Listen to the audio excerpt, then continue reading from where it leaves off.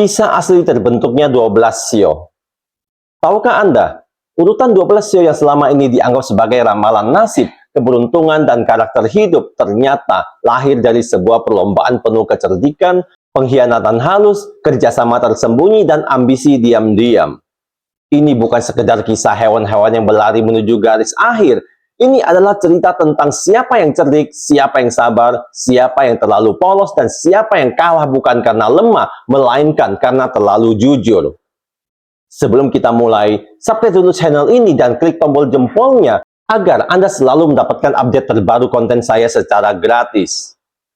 Pada zaman dulu, ketika langit dan bumi masih terhubung oleh kehendak para dewa, Kaisar Giok memutuskan untuk mengatur waktu manusia dengan cara yang unik, yaitu memilih 12 hewan sebagai penjaga siklus tahun. Namun, hanya mereka yang paling layak dan tercepat yang akan tercatat dalam sejarah. Inilah kisah 12 sio yang menjadi lambang zodiak Tionghoa, dan ternyata urutan ini bukanlah suatu yang kebetulan. Sio pertama, tikus sang kecil yang mengalahkan segalanya. Tak ada yang mengira bahwa makhluk sekecil tikus akan menjadi sio pertama. Bahkan hewan-hewan besar menertawakannya ketika pengumuman perlombaan diumumkan. Tantangan Kaisar Giok sederhana namun menentukan. Siapapun yang tiba paling awal di gerbang Istana Langit akan mendapatkan urutan tertinggi. Masalah terbesar dalam perlombaan itu adalah sungai besar yang harus diseberangi. Bagi tikus, sungai itu bukan sekedar rintangan, itu adalah kematian. Namun, tikus bukanlah hewan yang mengandalkan otot, ia mengandalkan akal. Ia mendekati kerbau yang terkenal kuat dan jujur. Dengan suara rendah dan sikap bersahabat, tikus meminta tumpangan, berjanji hanya akan ikut menyeberang tanpa merepotkan. Kerbau dengan hati polos mengangguk. Saat kerbau berenang perlahan menyeberangi sungai, tikus bersembunyi diam-diam di balik tanduknya. Begitu daratan terlihat, tepat di depan gerbang Istana Langit, tikus melompat lebih dulu, berlari secepat mungkin dan menyentuh garis akhir. Kaisar Giok tersenyum lalu berkata, bukan karena kekuatan, tetapi karena kecerdikan, tikus menjadi sio pertama. Sio yang kedua, kerbau, kekuatan yang terlalu jujur. Kerbau tiba hanya beberapa detik setelah tikus. Ia terkejut melihat makhluk kecil itu sudah berdiri di hadapan Kaisar Giok. Namun kerbau tidak marah, tidak protes, tidak menuntut keadilan. Ia hanya menundukkan kepala menerima urutan kedua dengan penuh ketenangan. Kerbau adalah simbol kerja keras tanpa pamrih. Ia mampu menang tetapi tidak terbiasa mencurigai. Kaisar Giok menghormatinya. Dalam hati, Kaisar tahu dunia membutuhkan lebih banyak kerbau. Mereka yang kuat, setia, dan tidak banyak bicara. Maka, kerbau ditetapkan sebagai sio kedua, penjaga ketekunan dan fondasi kehidupan. Urutan ketiga, sio macan, sang raja yang terlambat. Macan datang dengan napas berat dan tubuh basah. Sungai yang sama hampir menyeretnya ke pusaran dan arus deras menguji seluruh kekuatannya. Ia adalah raja hutan, namun alam tidak tunduk padanya. Macan tiba dengan luka dan kelelahan, namun tatapannya tetap tajam. Kaisar Giok melihat keberanian itu, kekuatan yang melawan tantangan bukan menghindarinya.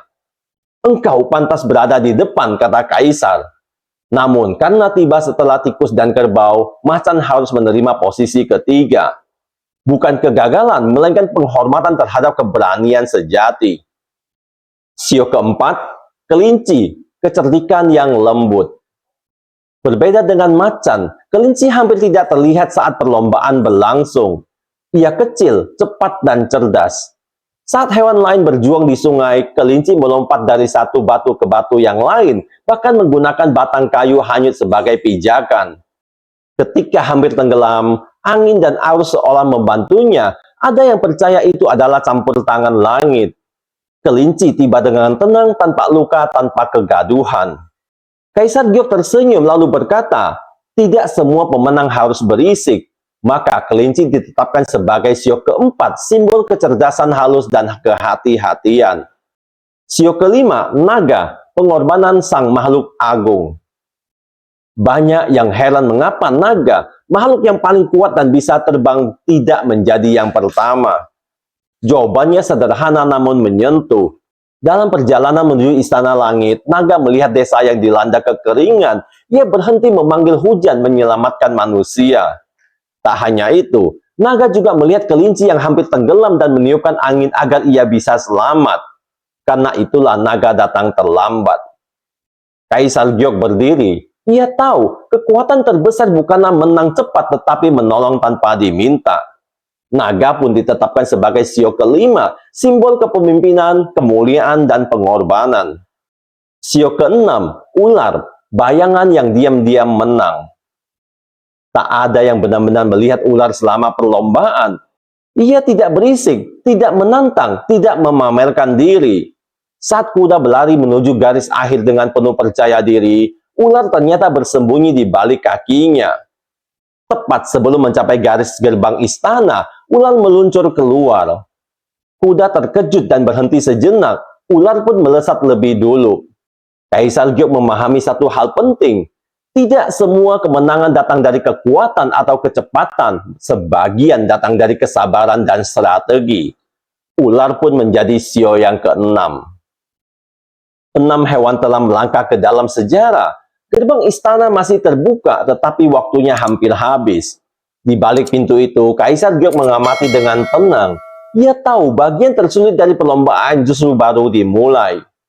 Bukan lagi soal siapa yang tercepat, tetapi siapa yang mampu bertahan, bekerja sama, dan tidak dikalahkan oleh sifatnya sendiri.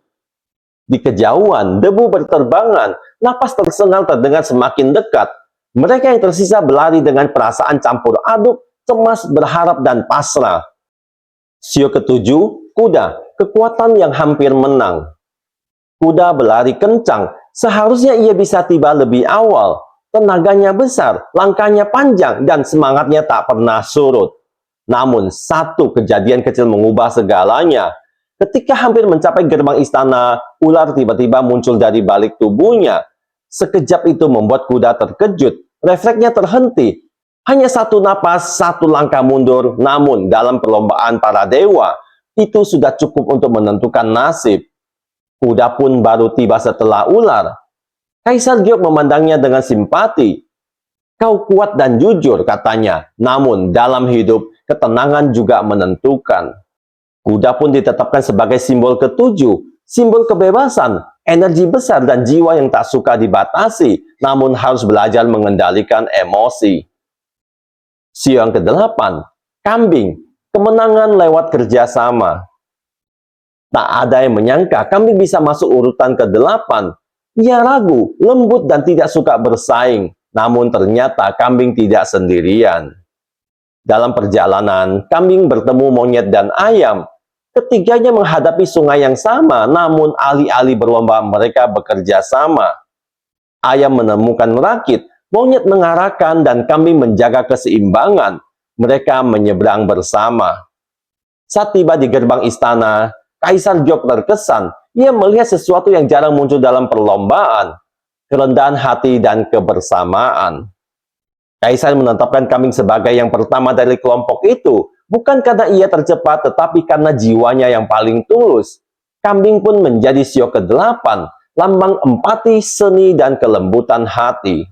Sio yang ke-9, monyet, kecerdikan yang fleksibel.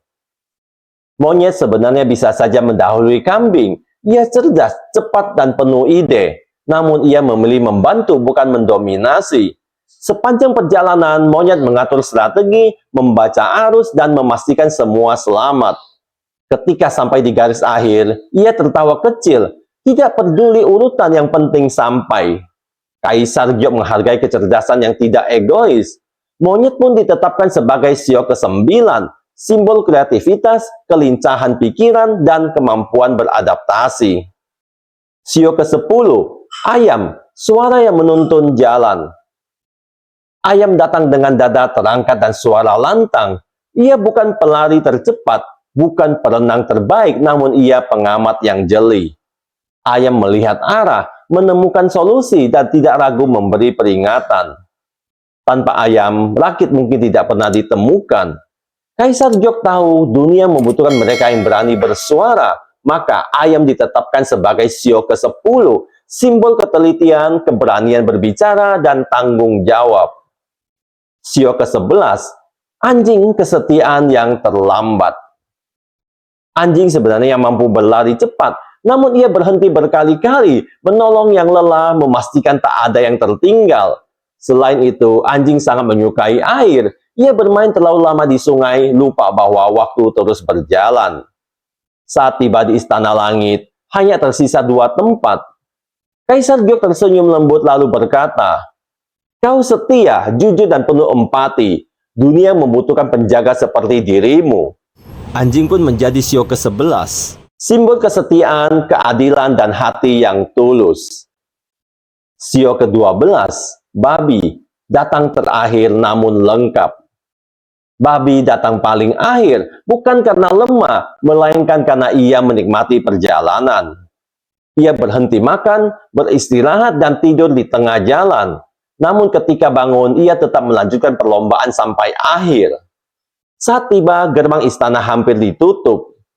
Kaisar Gyeok tertawa kecil. Kau mengingatkan bahwa hidup bukan hanya tentang cepat, tetapi juga tentang menikmati proses. Babi pun menutup siklus sebagai sio ke-12, simbol kelimpahan, kejujuran, dan kepuasan hidup.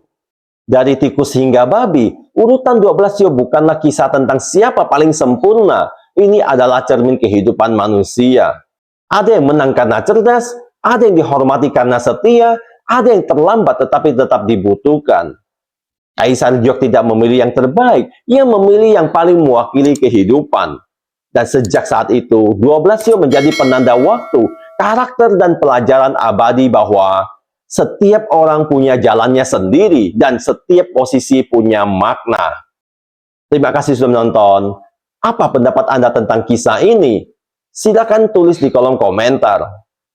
Sampai jumpa di video berikutnya.